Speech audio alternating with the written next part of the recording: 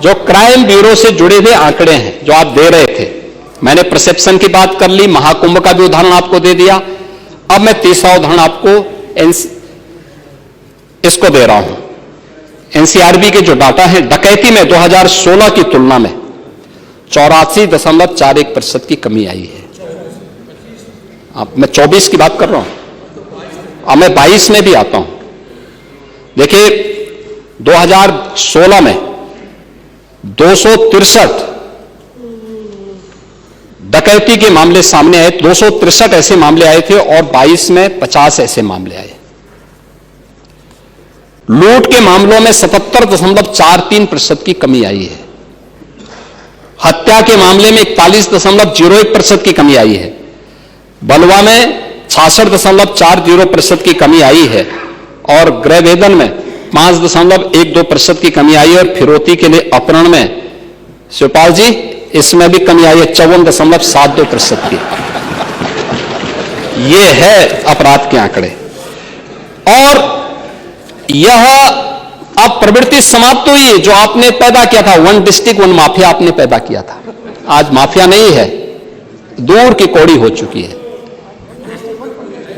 गोरखपुर के सब माफिया तो पहले ही जा चुके थे, उनको हम पहले निपटा चुके थे। बाकी जो बचे खुचे थे उन सबको हम लोगों ने उनकी गति को पहुंचा दिया है। और हम लोगों का प्रयास था कि राम मंदिर बनने के पहले राम नाम सत्य है इन सब का हो जाए, लेकिन जो बचे थे समय के अंतराल में सब कुछ हो गया है। और आज मुझे बताते हुए प्रसन्नता है महोदय कि ये सब हम करने में सफल हुए हैं। पुलिस के रिफॉर्म हमने जो किए, पुलिस की सुविधाओं में जो बढ़ोतरी की, उनकी ट्रेनिंग को बेहतर की। ये वही प्रदेश था जहां पहले अपराधी दौड़ाता था, पुलिस भागती थी और पीछे अपराधी या माफिया उनको दौड़ाता था। माफिया के सामने सारे के प्रोटोकॉल फेल हो जाते थे। जो पुलिस पहले माफिया को सैल्यूट करती थी, आपने वो दृश्य भी देखा होगा, एक माफिया जिसने एक हाईकोर्ट के चीफ जस्टिस के काफिले तक को रोक दिया था, जिस माफिया के लिए 10-10 जजेस ने कोर्ट में किसी प्रकार की सुनवाई से इनकार कर दिया था, वही माफिया जब इस सरकार के समय पुलिस की गिरफ्त में आया तो पैंट उसकी गीली हो गई थी। ये वही सरकार है। पुलिस धमक से, शासन धमक से चलता है और वही धमक आज प्रदेश के अंदर माफिया के अंदर दिखाई दे रही है। और उसका परिणाम भी हमारे सामने है कि हम लोगों ने इसके लिए जो प्रयास सरकार के स्तर पर हुए हैं वह सभी उसके सामने है। और महोदय यह जो चीजें हैं, खासतौर पर बजट में हमने जो टोटल इंफ्रास्ट्रक्चर के लिए धनराशि उपलब्ध करवाई है 22% है। शिक्षा के लिए आप लोग जीवन भर नारा लगाते रहे कि शिक्षा के लिए बजट का 6% तक जाना चाहिए। अरे हम 13% तक लेके चले गए। मैं कह रहा हूं अरे आप इसको 13% ले गए हैं, कम से कम धन्यवाद देना चाहिए था आप जैसे व्यक्ति को। कृषि और संबद्ध सेक्टर सेवाओं के लिए 11% बजट दिया है। चिकित्सा और स्वास्थ्य के क्षेत्र में 6% दिया है। सामाजिक सुरक्षा के लिए 4% और के लिए 4% उपलब्ध कराया, यानी अवस्थापना सुविधाओं के लिए के विकास के लिए 1,79,131 करोड़ रुपए। शिक्षा क्षेत्र के लिए जिसमें बेसिक, माध्यमिक, उच्च, प्राविधिक और व्यावसायिक यानी टेक्निकल और वोकेशनल एजुकेशन के लिए है, इसमें 1,06,360 करोड़ रुपए इस बजट में उसका प्रावधान किया गया है।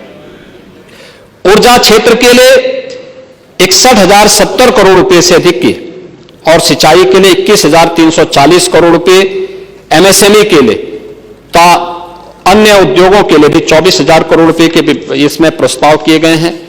नगर विकास के लिए 25,308 करोड़ रुपए, आवास और शहरी नियोजन के लिए 7,403 करोड़ रुपए, नागरिक उड्डयन के लिए 3,152 करोड़ रुपए, चिकित्सा और स्वास्थ्य मेडिकल एजुकेशन आयुष आदि के लिए 50,550 करोड़ रुपए, कृषि और उससे जुड़े हुए जो अन्य एलाइड सेक्टर्स हैं इनके लिए 89,353 करोड़ रुपए, ये सभी हम लोगों ने इसमें दिए हैं।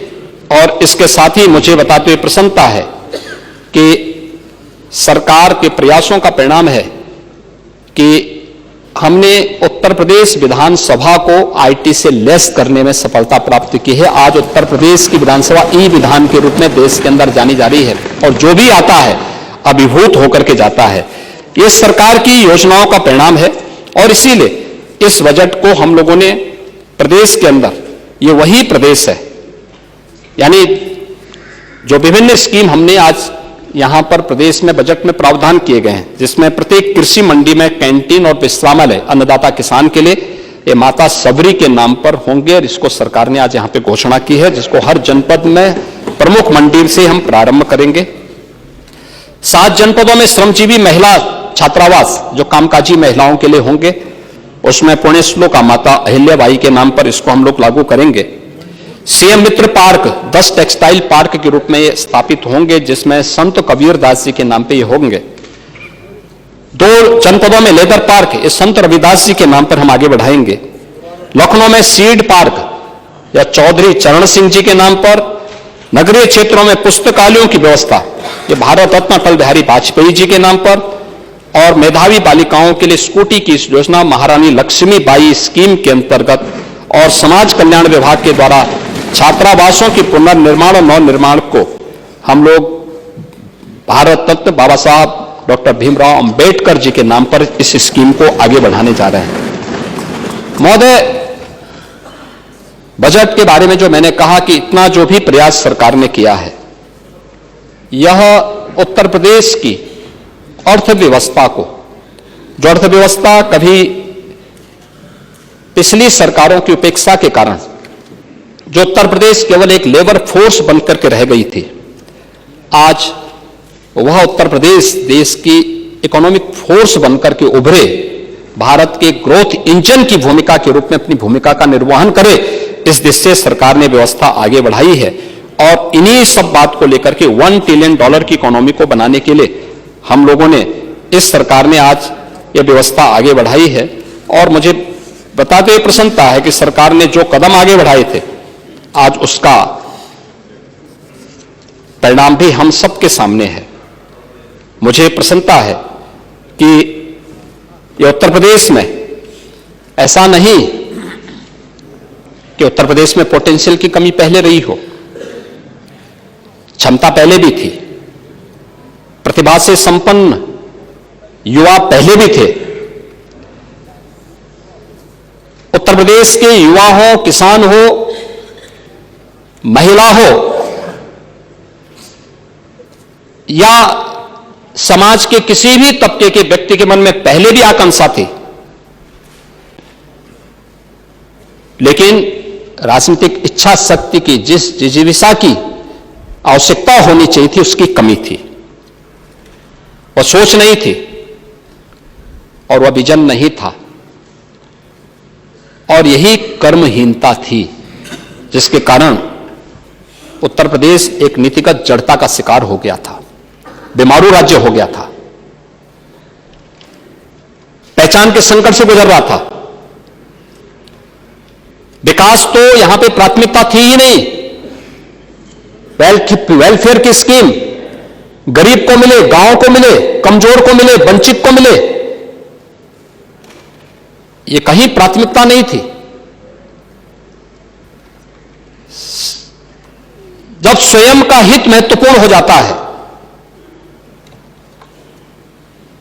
तो परमार्थ की बात नहीं हो सकती। परमार्थ की बात करने के लिए स्वयं के हित से उभरना पड़ेगा, और उस स्व को ढूंढना पड़ेगा, अन्य की पीड़ा के साथ अपनी संवेदना को जोड़ना पड़ेगा।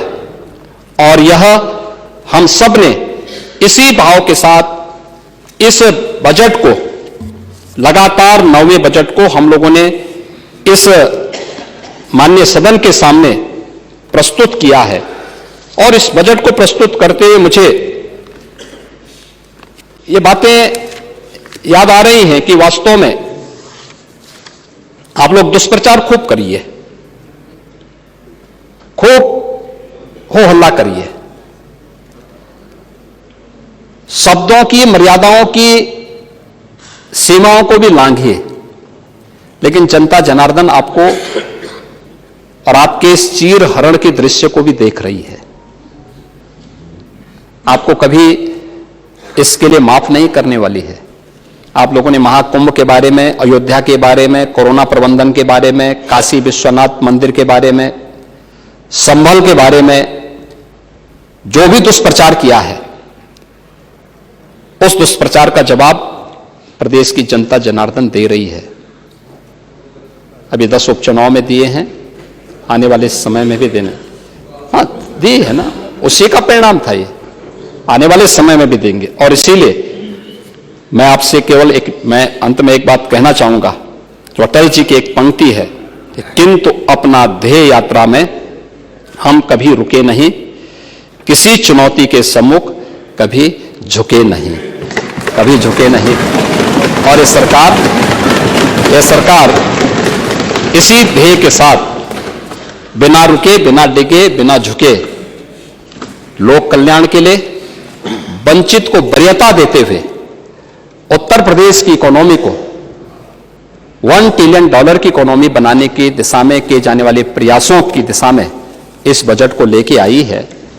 और मैं चाहूंगा कि सभी पूरा माननीय सदन इस बजट पर अपना सहयोग प्रदान करें, क्योंकि इसमें अगर आप विरोध करते हैं तो जिन गरीबों के लिए स्कीम है और जिन क्षेत्रों के विकास से उत्तर प्रदेश की अर्थव्यवस्था को एक नई गति मिलनी है, इसका मतलब यह है कि आप उसका विरोध कर रहे हैं। जिन महापुरुषों के नाम पर यह स्कीम घोषित हुई है, उनका आप विरोध कर रहे हैं, ये उसको साबित करेगा।